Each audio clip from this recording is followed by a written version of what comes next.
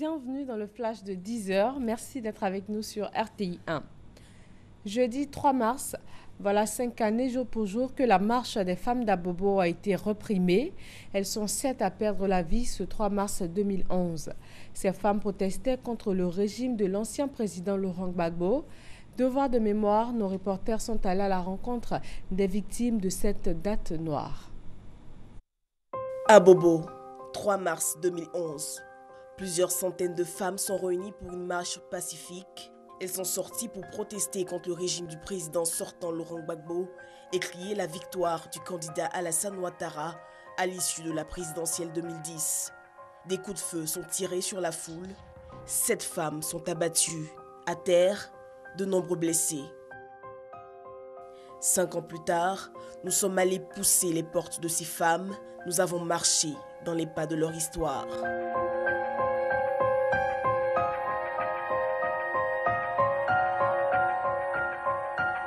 Elle ne nous dira pas son nom et refuse de parler à visage découvert.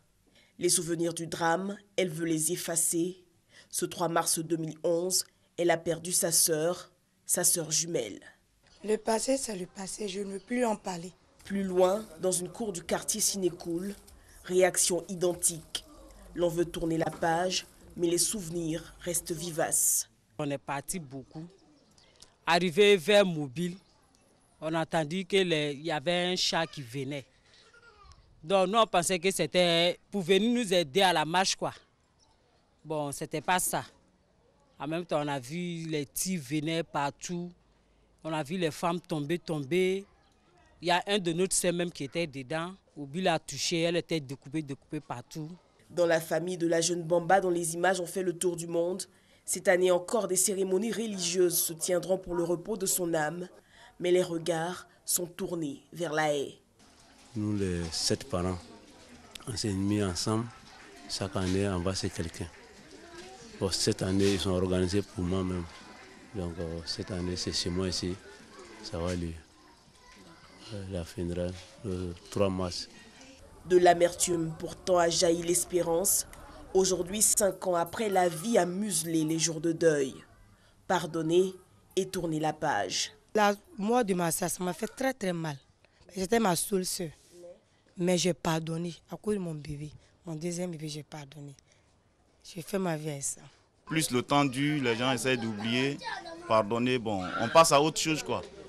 Parce que toujours revenir sur le même chose, ça ne va pas arranger. Il est temps qu'on pardonne et puis passer. Se donner la main, c'est la meilleure des choses. Alors que nous rebroussons chemin dans les rues d'Abobo, autrefois surnommé Bagdad, le quartier des plus violents affrontements de la crise post-électorale, nous regardons sur les murs des impacts de balles refermés. En cette triste date anniversaire, une prière aura lieu en ce jour à la grande mosquée d'Abobo en hommage aux femmes tombées ce 3 mars 2011. Conseil des ministres hier mercredi. La situation des arriérés de baux administratifs a été examinée. L'État doit plus de 40 milliards de nos francs et le remboursement va démarrer après des audits qui vont fiabiliser les fichiers disponibles en la matière. Autre décision, la création du Centre national de coordination du mécanisme réponse à l'alerte précoce. C'est une structure qui va être chargée de faire du renseignement dans le cadre de la lutte contre le terrorisme.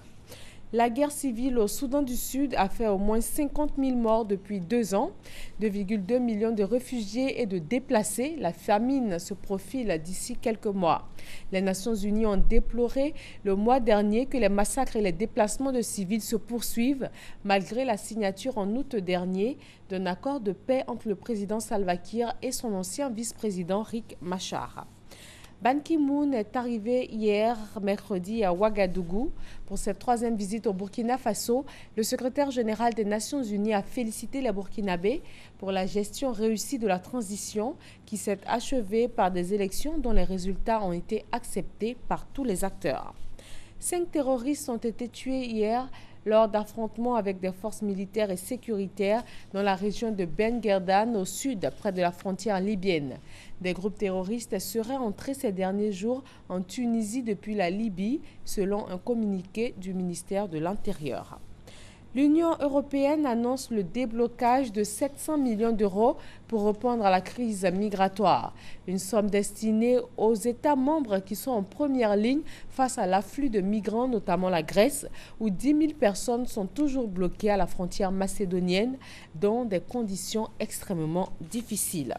Et puis pour finir, la Corée du Nord a tiré ce jeudi 6 projectiles à courte portée en mer du Japon.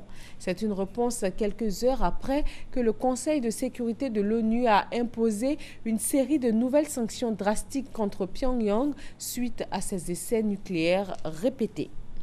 Merci de votre attention. Le journal à 13h sur RTI 1. Très bonne journée à tous.